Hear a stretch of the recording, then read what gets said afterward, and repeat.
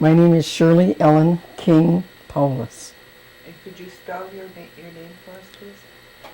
SHirleyEllenKingPowless. Okay, what we're going to do today, Shirley, is look at your life, and you can tell us a story about your family. And I'd like to know who your parents were, if you could give us their names. My father was William Joseph King, and my mother was Sadie King. So I'm King on both sides. And her maiden name was King? Her maiden name was King, yes. And can you tell us a little bit about your mother's family? My mother's father's name was John Martin King, and my mother's name was Elizabeth Williams. And John Martin's father's name was Martin King, and I don't have the exact name for my mother's name, but my father's grandfather's name, no, we're talking about my mother, right? My mother's father's name, grandfather, was, did I say Martin? You said Martin. Okay, there was John Martin, and then there was Martin. Oh, then there was Martin. Yeah, and I can't remember who the other one was, but I've got it on. You go back quite a ways. Yeah, and I have a thing at home, a genealogy sheet at home. I probably should have brought it along. Oh, that's fine. You want to tell us about your father's side then? My grandfather's name was, let's see now, my dad is William Joseph. His father was Charles Francis King, and Charles Francis' father's name was William W. King, and William W. King's father's name was Lodowick King. He was the one that came here from New York, and I think that's where the King connection is connected, through Lodowick's children. You know, there's several King families here. How do you spell Lodowick? Lodowich. Did any of your mother's family come from New York? That you can I trace back? don't think so. I don't know. Probably after Martin King, or before Martin King, probably. But you know that your My one father's. of your grandfathers on, Yeah, I know. on your Yeah. father's side did come Mhm. here from New York. Yes. And what about your family? Your immediate family? Oh, I Your have brothers and sisters. I have two brothers. My older brother's name is William Lawrence King. He lives in Albuquerque. He spent a lot of time in the service, so he lived in Germany for I think maybe 10 to 15 years. I don't remember exactly. And his wife is from Germany. They have 4 children, 2 boys and 2 girls. And now he's living in Albuquerque. He retired. Well, he really did well in his education. He got a master's degree in law enforcement, and he worked for the BIA for a while, and retired from the BIA, and retired from, of course, the service, and so he's doing quite well with his family. And my sister, then I was the next one, and I graduated from Menasha High School, and then I graduated. Then after I started working at the Marathon, I worked there for about 13 years at a paper mill. And then I met Mark and married Mark after 13 years in the paper mill, and married him, and we had a son, Chris. And then when Chris was little, I think he was about 4. No, maybe he was 5, because he was just starting a half day at school. I went back to school because I'd never taken a typing and filing course, and I thought, gee, I ought to do that, because I didn't have any kind of skills if I wanted to get a job that would pay any money. I didn't have any kind of skills except paper mill, and that's pretty boring. I mean, they make good money, but it's kind of gets a little boring. And so then I went to school, and I took a typing filing course, and I got a job working out here at Oneida, and of all things, with Norbert Hill. And while I was working with Norbert Hill, I would do his typing, and my typing wasn't the greatest, and I knew that. And, he did a lot of important work, and he needed to have his work done just right, And I noticed after a while that my reporting wasn't, I didn't have to do much typing anymore. And so I confronted him with it, and I asked him, "Are you taking your typing somewhere else?" "Well, yes," he said. "Shirley," he said, "you really should go back to school," he said, "and get a little more education and become better skilled at your job." And so I thought, well, I knew that I was in that condition, and so I said, okay. And so then I went back to school again and got better at my work. And that was really good advice, I thought, coming from him. I needed to have someone tell me that. Anyway, so then I graduated from. I got a bachelor's degree from Stevens Point, not a bachelor's, an associate degree from Stevens Point. And at that time, Mark got a job working with the tribe. He was on the business committee. And I was home a lot in the evening by myself, and I didn't like being home alone, and I thought, this is the bunk, I'm going to do something. So a friend of mine said, let's take some classes at UW Oshkosh. So I said, okay. So I took some night classes and kept on taking night classes, and before long I got my bachelor's degree in social work. It was very interesting work. People say, why are there so many social workers here? We need them. And then, let's see, after we were married, what did we do after that? Oh, my family. And then my sister Marilyn, she has 2 children, and a boy and a girl. She was married. Her husband was killed in a car accident, and so she's a widow now. Who's she married to? She was married to Lemuel Elm, and then my sister Barbara, or Sandra, she married Tim Gauze from the Menasha area. They have their own business now. They do auto body work, and of course Tim is retired now, so the position went over to their oldest son. And let's see, after Sandra, then Barbara. Barbara's doing fine. She's working. She works at Anchor Inn. She's doing very good. She's owns her own car, and she's pretty well self-reliant now. And my younger brother Seelan, he has his own business too. He's got the Standing Stone Erection building. I think that's what they call it. And so it has to do with iron work. And so he's doing quite well. What was his first name? Seelan, Ceylon. And is that sufficient? Or? Yeah, that's fine. What did Sandy do? Sandy graduated from Appleton High School. We moved to Appleton from Menasha. We moved to Appleton in, I don't know what year it was, about 57, maybe 1957, I guess. And Sandy, she worked with her husband in the business. She took care of the bookkeeping and of my finances and things like that. They have 4 children. Did she work anywhere else? She had 2 boys and a girl. And then after she decided she didn't want to work with her husband anymore, she got a job out here working with the tribe, and she worked in the enrollment office for a little while, and then she got a job working over here at Little Bear. She was working with Artley Skinador and I don't know what department they call that.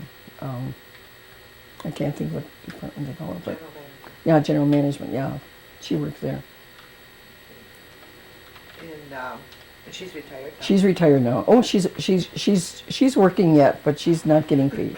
She's volunteering her time at a. It's kind of like a thrift shop where people who need clothing can come if they get referral from their church, and then they give them clothing for if they're going for jobs or if they're just if they need clothing. What about your parents? Did you ever talk to your mother or father about their education? Oh, their growing up years? My dad graduated from Menasha High. My mother didn't go. I don't know how far she went to school. I think maybe probably grade school.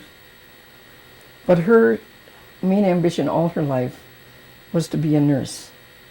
One night we were having our family home evening, and my mother was there, and I just asked her. I thought, if you could redo your life, and what would you like to do? And she said, I wish I could have become a nurse. And she did do a lot of nurse's aid work. She took care of people in that respect. But she really wanted to be a nurse and never did fulfill that, but the thought was there. Did either of your parents ever go to any government schools? No, no, I don't think so. And where did you live and where did you grow up? I grew up in Menasha, Wisconsin. My father and mother's parents moved to Menasha. I don't know exactly what year, if it was maybe 1925, 26, maybe between 1925 and 1930. I think that's about the time. They moved there for employment. My dad worked in at the Menasha Corporation for many years. And my mother did housework and child care and things like that. And you were born in Menasha? I was born in Menasha, yes. In Neenah, at the Theda Clark Hospital, yeah. Okay. And what about your family, your immediate family? My son, my husband. My What husband. What does your son do and what does your husband Oh, do? okay. My son graduated from UW Oshkosh in communications, and so he's working in the communication field here with the tribe now. And Mark, my husband Mark, he did iron work for many, many years. After he got hurt, he had a hip injury. Then he got a job working with the tribe on the business committee. So he did that kind of work for, I think, 2-3 years. I think that's He's what. retired now? Now he's retired now. Okay. Can you tell me a little bit about your church? What church you belong to and where you go? Okay. Well, when I was growing up, we were members of the Episcopal Church. We never had a very, very strong religious belief at home. I guess you could call us CE members, Christmas and Easter. But I can remember going to Sunday school a couple of times in the Episcopal Church, and I never. And then after I got married, I still was a member of the Episcopal Church for a while, and then Mark's brother Eugene was very, very strong in the Church of Jesus Christ of Latter-day Saints, the Mormon Church. And he came to the house one day and he started telling me about their church and their beliefs. And I really wasn't paying too much attention because we were having little problems in our life at that time, and so I really wasn't too interested in what was going on. And he started telling me about their church and how they promoted good family life, family living, and how education was a primary target among the people there. Everyone needed to have an education and to be able to be self-reliant, be able to take care of themselves and never have to depend upon anyone. And as he talked, I enjoyed the things he was telling me. I thought, gee whiz, that's a really neat place to be. And then one day he came over. You know, when it rains, the iron workers don't work, and so when it rained that day, he came over and he started telling me again about the church, and then he said, would you mind if I send the missionaries over? And I said, I don't care. I said, you can send them if you want to. Just like it didn't make any difference to me whether they came or not. And so he did send them. That following Saturday morning, of course, Mark and I had been having disputes again on Saturday morning, and I seen these two young men get out of the car, and they came. I could see them coming up to around the side where we came in the door, and I thought, are these guys salesmen or what are they? I never thought about missionaries. And they came to the door and knocked, and I wouldn't go to the door. I thought, I'm not going. I'm just going to stay right here. They knocked, and they knocked, and they knocked. Finally, he got up and he went to the door. And when they started talking to him, I heard something in his voice that I'd never heard before. And I thought, gee whiz, sounds, something different here. Anyway, he invited them in, and they came, and they sat in the living room, and I was in the kitchen. And I wouldn't go. They kept saying, why don't you come in here? Come on in here. No, I thought to myself, I'll be damned. I'm not going in there. And so I sat there, and they asked and asked, and finally I went in. And I had been tensed up. I was so mad. I was upset with everything. And I went in and I sat down, and they started talking. They started telling me about their beliefs. And little by little, I could feel the inside of me opening, like something unfolding. Their anger is being released, you know. I could feel that, and I thought, oh. And by the time they left, I was back to normal. I was feeling really good about what they were saying. And so they came. Then after that, they came almost every week until I decided that I'd get baptized. And after I was baptized, then I joined the church, and it was wonderful. To me, that was the best decision I ever made in my life. And it turned our lives around. Of course, we had a little struggle for a while there, but we finally got together on the same path, and we're doing very well now. Could you tell me a little bit about your son? What he does besides communications, and if he's married? Does he have children? Do you have grandchildren? Oh yes, we have 2 grandchildren. Jarell, who is Jarell Karowski. His mother's name is Jennifer Karowski. And Jarell is 13 years old now. And now we have Isaiah, who is 3 months. And he's just such a joy to our family. He's just so much fun. Is Chris married now? Oh yeah, Chris is married to a lady by the name of Jane Schrader. She's a nutritionist. And you know, at first I always hated to invite her over for dinner because I thought maybe I'm not cooking right. You know?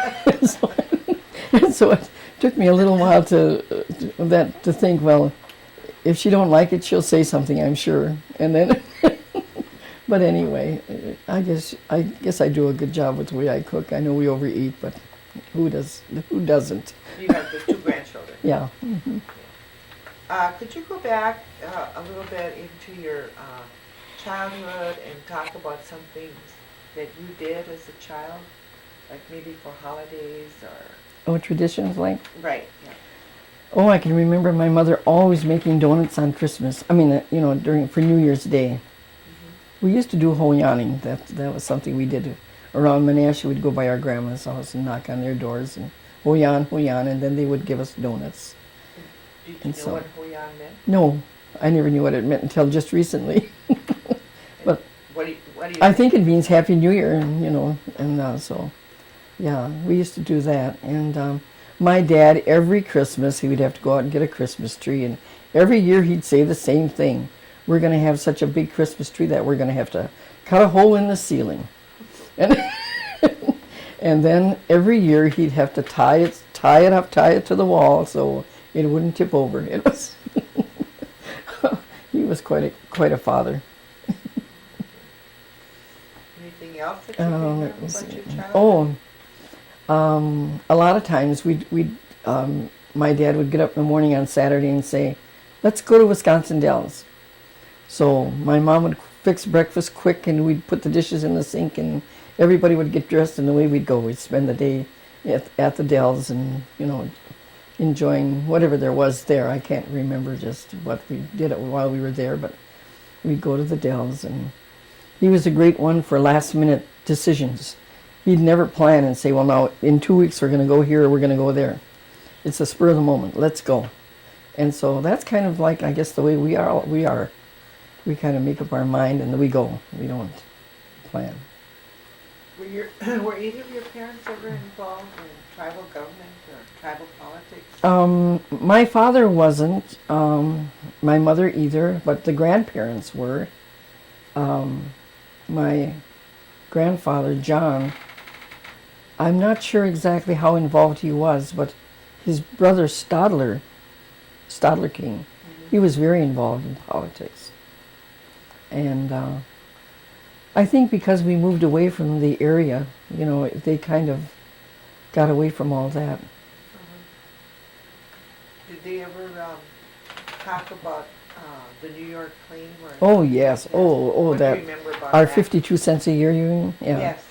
Yeah, I can remember getting the 52 cents a year when that big check would come.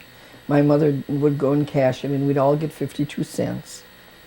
And So you'd give the 52 cents to you? yeah, and it was a lot of money at that time. When you're little, even a quarter, it's a lot of money. But anyway, that was kind of neat. And we never did, all I ever knew that it was because of the New York claim. I never knew anything about the land or anything, never heard anything about that. My mother and dad never talked politics at home, and they never talked Indian and white either. We never heard that there was a difference. Matter of fact, I never even knew I was Indian until I was about, I must have been 10 or 11 years old. A kid that I was going to school with used to call me, "Hey, Indian, hey, Indian." And I went home and I said to my mother, "What's Indian?"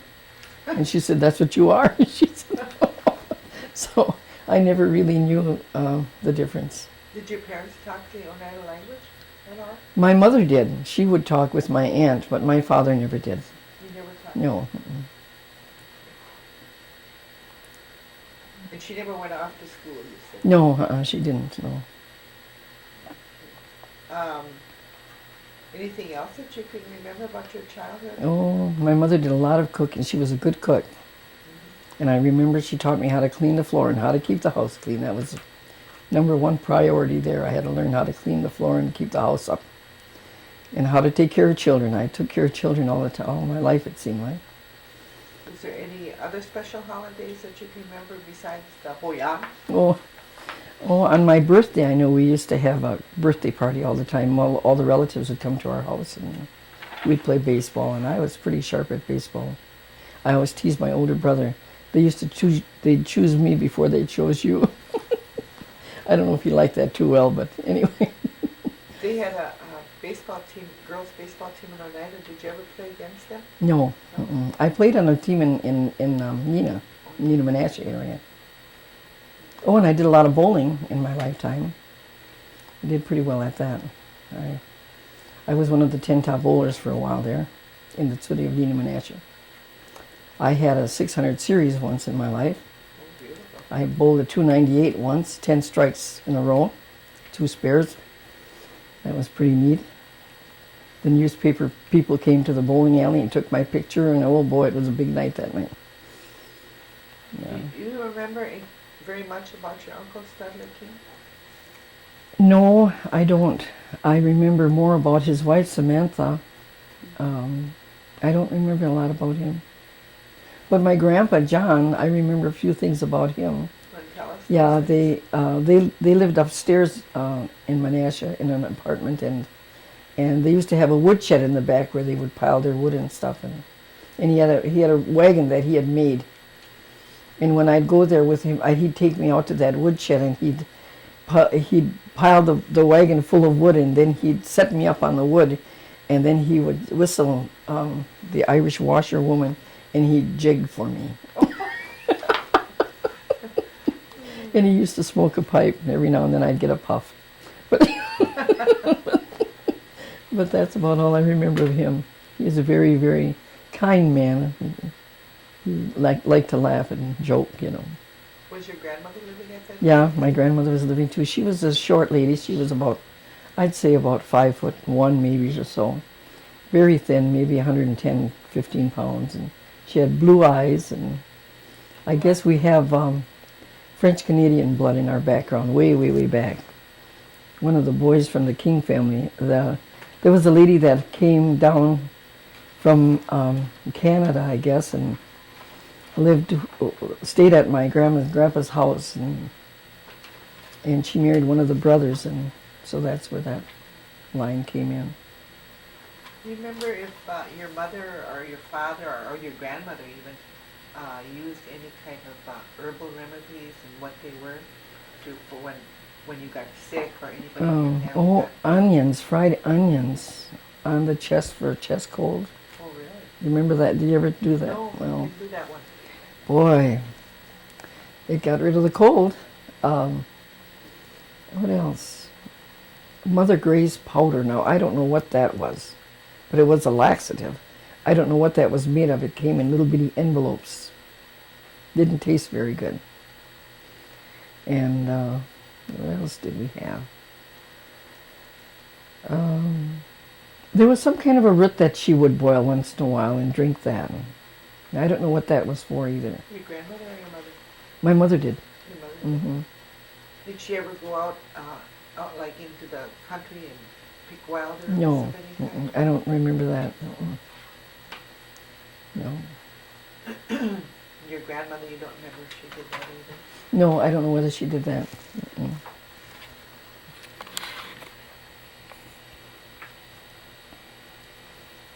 You said that you went to grade school in Menasha Mm-hmm. At Butamore, at Beauty Mart, and then you went to high school in Menasha? in Menasha High. I Graduated graduated in 49. there. And what year did you get your bachelor's degree? Oh, 1994.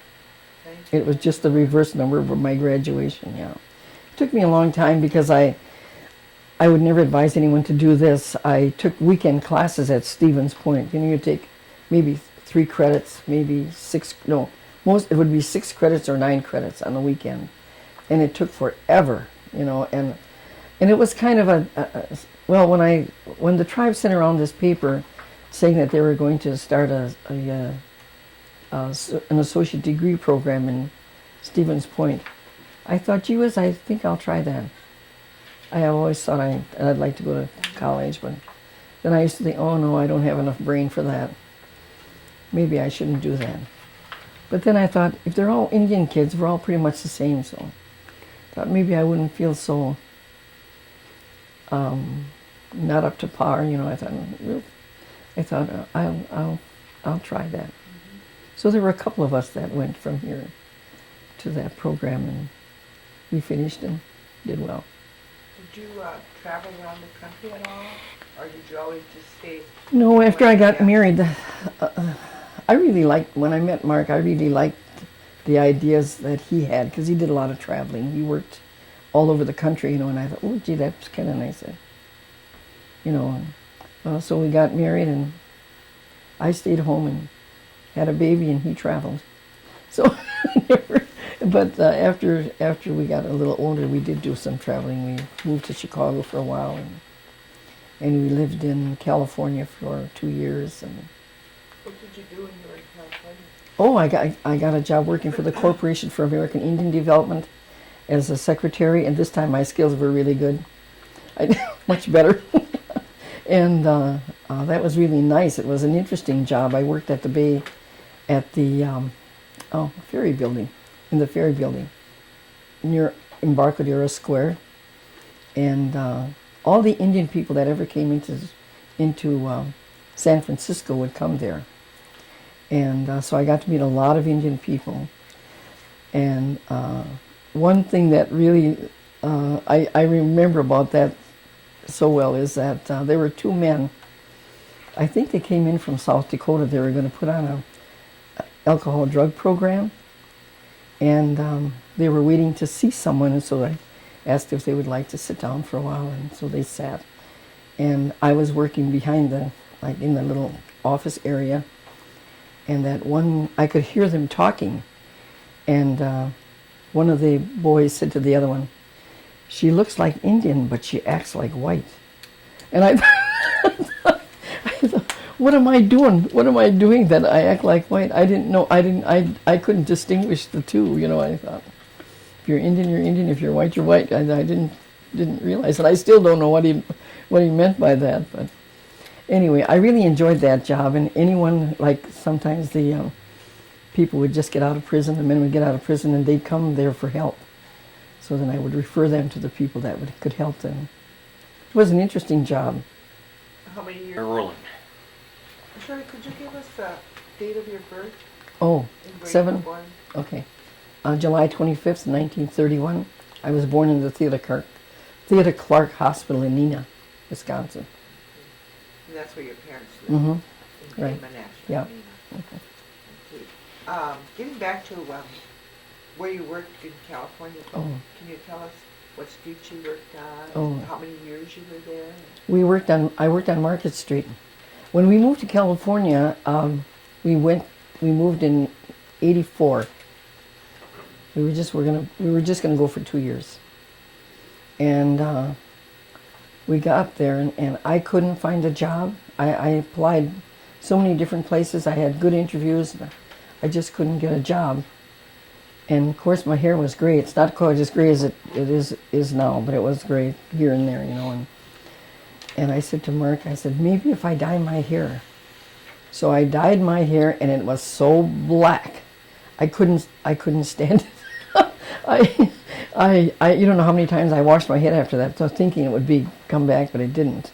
So anyway, after I got used to that black hair, I went and applied for a job again, and I got 3 offers to work. One in San Francisco, and one in Livermore, and one with a company where they do they set up for conferences. They set up displays and stuff for conferences.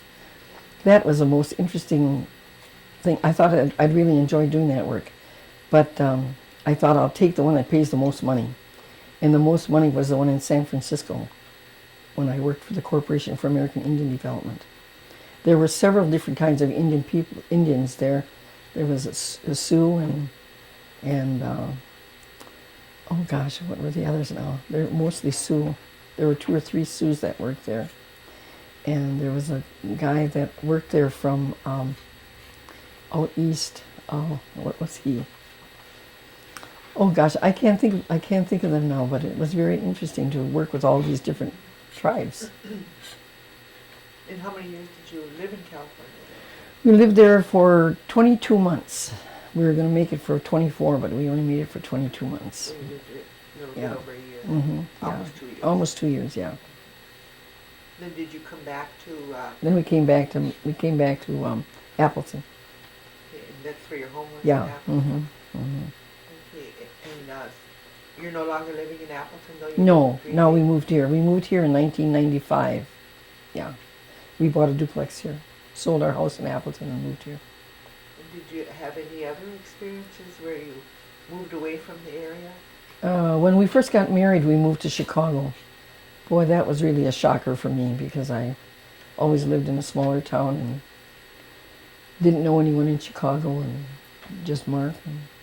I found out later that I did have relatives that lived there, and I did get to go and visit them occasionally. But that was quite a shock for me. I guess the biggest shock was after working at the Marathon for 13 years and working right in the pathway where everybody goes when the shifts change. Everybody would always say, "Hi, Shirley, how you doing?" Mm-hmm. "Hi, Shirley, what's new?" Always some comments, or somebody would stop by and talk. And when I got married and moved to Chicago, never heard that anymore. It was like depression, full depression. I didn't understand why I was feeling the way I was until it took a little while before I finally began to realize that it's the change that I had made from one to the other that was causing me to feel the way I did. But after I adjusted to that, it was all right. When you moved to Chicago, then was that for employment reasons? His job took him all over, and so that's why we were there. Okay. And I did apply for a job, and I got it. It was like an employment agency. Oh. People would come in and they'd tell you what their skills were, tell you what they were good at, then you'd keep their name on file, and then we'd call different companies to see where we could fit them in. And I'd worked there just one day, and I got so scared. One of the young men that worked there was so friendly to me, he scared me. Then when we went home that evening, he even went down the elevator with me, and I was, I wasn't used to that kind of attention, and I thought, I'm not going back to work there. I can't work there, and so I never did go back to work there.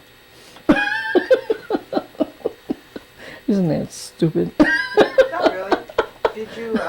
And then I got a job with the glass factory. That was more my speed, I guess, in the what can I call it? Physical labor, I guess. Anyway, I worked with this Lansing glass company in Chicago, and that was quite an interesting job where we made mirrors and we made waste baskets with the glass surrounding. And I worked with different chemicals there to treat the glass and everything. That was interesting. Did you go do anything else that took you away from your home? Did you go anywhere else that took you away from your home? You mean married or single? In your married life? Let me see. Did you do something that involved your church? Oh, yes, we did just recently.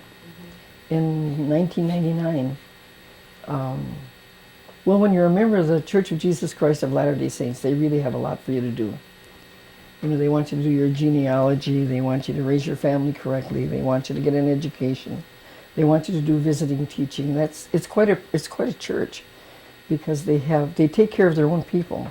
It's almost like a little community within itself. They have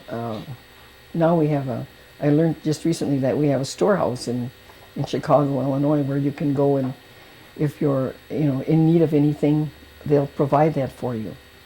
Your groceries or anything, clothing, whatever you might need. Anyway, we were asked to go on a mission for our church at the temple. We also have a temple in Chicago, Illinois, and so we worked in the temple for, how long? 13 months, I think it was.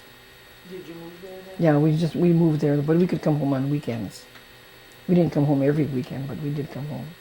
It was interesting work also. So that, what happened to your home at all these times when you would? We rented it out. When we moved to California, we rented our house out. Matter of fact, we moved in 1 week. One of Mark's friends called him from California and asked him to come to California to work. He said, there's a lot of work here. And that day, I was going to have a rummage sale and get rid of some of the stuff that we have. And so he said to me, how'd you like to move to California? I said, let's go. So then we took everything else out. We found a place to store our furniture, and we got rid of our food supplies and everything. And I called everybody, come and get my plants, or get this and get that. Got everything done. I called the lady to see whether or not she could take care of the rental of our house. She said, sure. So she got someone to rent our house right after we left, which was good, so we didn't waste any time. There was no money missing there, so we moved. We packed up we had a little Volkswagen at that time. Was it? Or was it what was it? Oh, a little Citation, yeah, a little red Citation. We just took blankets, and we took one kettle. We took a slow cooker, and we took blankets and pillows, and our summer clothing. We didn't take any winter clothing because we didn't think it was going to be hot, cold there. Mistake. And and what else did we take? Anyway, we just loaded that car up. And our son was going to go to school out at Utah at that time, so we took him. Was that right? I can't. Yeah, we did. We took him with us. We dropped him off in Utah, and then we went on to California. Wow, was that a big thing to do? But so the first place we stopped was in Oakland, because that's where the business agent was, so we could get a job. And they were just closed up. This is Friday night. They just closed up. So here we were. So then we had to get a place to stay that night. So we stayed in a motel on MacArthur Boulevard, and that's quite a street. Anyway, we pulled into this one motel, and here the guy was from Milwaukee. And so Mark started talking with him, and they talked. Well, anyway, we stayed at that place. And I'll never forget this. If you ever have to pay your money through an under glass, don't stay there. It's terrible. Anyway, so we paid our money through the glass, and then we went to our motel room, and it was clean, but it wasn't really that great. I went to the bathroom, and the screen was torn off the window, and I thought, oh my gosh. And before we got through talking to him, he said, oh yes, he said, when you go to your room, he said, don't go out at night. Make sure you stay in your room at night. And then I got scared. I thought, oh no. And it was just getting dark, and he said, let's go over and get something to eat. He said, there's a restaurant right across the street. I said, let's take the car. So we took the car. We went across the street to the restaurant, and we sat in that restaurant and ordered our food. And when I walked in there was a policeman on one end and on the other, and I thought, oh my gosh. We weren't sitting down there 5 minutes, and one of the policemen got a call, and out the door he ran. There was a robbery right down the street from where we were. Well, anyway, we ate our lunch as fast as we could and went back to our motel room, and oh mercy. He went to bed and right to sleep. All night long, there was running up and down the steps, and I don't know, whoever was upstairs there was moaning and groaning and crying and laughing and screaming, and you name it. I thought any minute they were going to shoot right through that floor. I was so scared. And then there was a man that lived next door, and he'd come back and he'd be rattling the pans. I thought, what on earth is he doing in there? And so I peeked out the window, and here was this guy must have been 6'5", and I'll bet he weighed 350 pounds. Black man.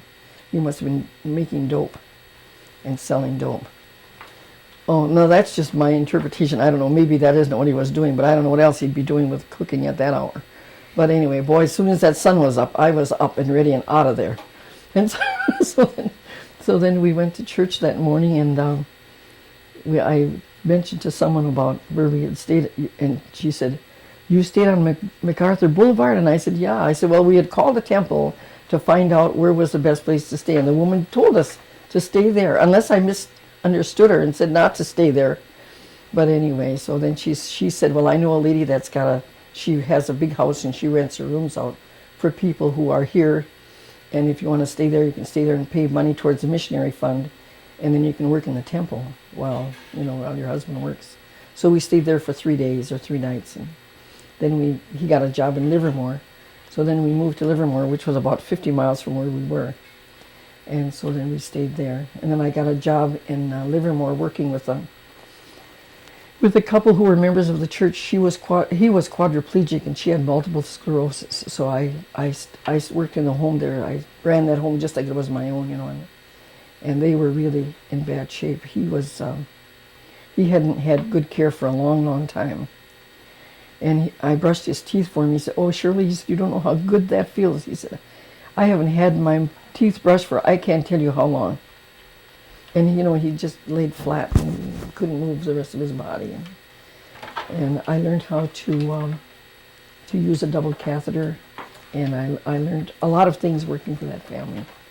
She had multiple sclerosis. And she had these mood swings, too. One minute she could be just ever so nice, and the next minute she'd be just flaring. When I went through the interview with them, during that time, something said within my mind, well, when she starts blaming you for something, then it's time to quit. So I told her at that point, if I decide to quit, I'll let you know a week in advance so you can get someone here to take care of you. Well, we were there from October until, I think it was April, because Chris was out of school in April, in April. And I had to put her shoe on for her because she had had polio when she was younger, and she had a deformed foot. And so every morning when I tie that shoestring, I'd say, is that too tight? Does it feel comfortable? And she'd say, yeah, it's fine. But this particular morning, did the same thing. And she said, my shoes are fine, everything's fine. And she'd go out and pay the bills. And when she came back, and every time she'd come home, she'd start yelling at him for something. Because her finances, they never had enough money, And when you don't have enough money, things are always wrong. And so she'd come home and yell at him for that, like it's his fault. And you, Shirley, she said, you hurt my foot this morning. I said, no. I said, I asked you every day. I said, I ask you the same question. Is it comfortable? Does it hurt? Is it too tight? And you said, no, it's fine. Well, I said, this is the day that I'm going to be leaving. I said, I remember I told you that I'd give you 1 week's notice. Well, this is the day. I said, next week by this time, I said, we'll be out of here. Oh, and he started to cry. Don't go, Shirley. Don't leave, he said. Well, I said, I have to go. And here Mark comes home from work and he got laid off that day. So, so there we were. But anyway, then we found a different apartment right around the corner. And I told her, I said, I'll come over here and I'll cook your meals and stuff. And I said, I'll take care of your house. I said, but you try to get someone else to come here to take care of you. And so they did eventually take them to a nursing home because they couldn't find anyone to care for them. But anyway, so then we had to find a bigger apartment too because Chris was coming home now and we needed a 2-bedroom. So then we got a 2-bedroom apartment in San Leandro, California. It's just near Oakland also. So that was an exciting adventure. Shirley, if you had the opportunity to tell young people today how they could better their lives, what would you tell them? Well, number one, to make sure you get a better education, because without education you have nothing. You need that education. And now it's really bad. You can't get by in high school anymore unless you want to have just entry-level jobs where you'll get, I guess, what is it, $7, $8 an hour now, maybe $9. That's as high as it goes or whatever, I don't know. But you need a good education and your disposition. A good attitude always is the best. If you got a good attitude and you feel good about yourself. And you can't have a good attitude unless you feel good about yourself. So that's another important thing. And when you get a job, make sure that you get a job where there's a pension that's involved. You know, when I was younger, I never thought about that. I had worked at the Marathon for 13 years, and when I quit, I had nothing. You know, well, a little bit of savings, but, you know, some for insurance, not much. But nowadays, you need to find a place where they're going to pay a pension or something so that you can have something to live on when you get older. And what else? What else do I? Education is important. Good attitude and good relationships. And I guess to know your job is the best you can so that you understand what you're doing. Okay. I think that's about it. I suppose I'll think about all kinds of things later on. What about religion? Oh, religion is very important. I mean, to me, religion is important because I always think that if you marry someone with your same religion, your life is happier. And you're someone that's got a good sound foundation in the things that they believe in. And a religion where they teach good values. Values, that's another thing that I think is important. You've got to have good values. You can't be wishy-washy about things. You've got to know what you want, and you've got to. Honesty is another important thing. Of course, that's a value that we all need. And values to me are most important. That's one thing another thing that I liked about our church is they have this family home evening program, you know, and we're supposed to have that every Monday night. And that's where they teach values. They teach it in story form. They might teach it through an activity, or they might teach it through just plain conversation. And to me, those things are very important. Okay, well, I'd like to thank you, Shirley, for your time. Oh. And is there anything else you'd like to add at this time? Well, this was very interesting. I really didn't think of what was going to take place, and I know I reviewed the questions, but I didn't think it was going to be quite as easy as it was. I hope it'll be informative, and I hope that anyone who watches this in years to come will benefit by it. Hopefully your children and Yeah, my grandchildren, yes. will be able to watch it. Yes. Okay, thank you. And thank you for the opportunity.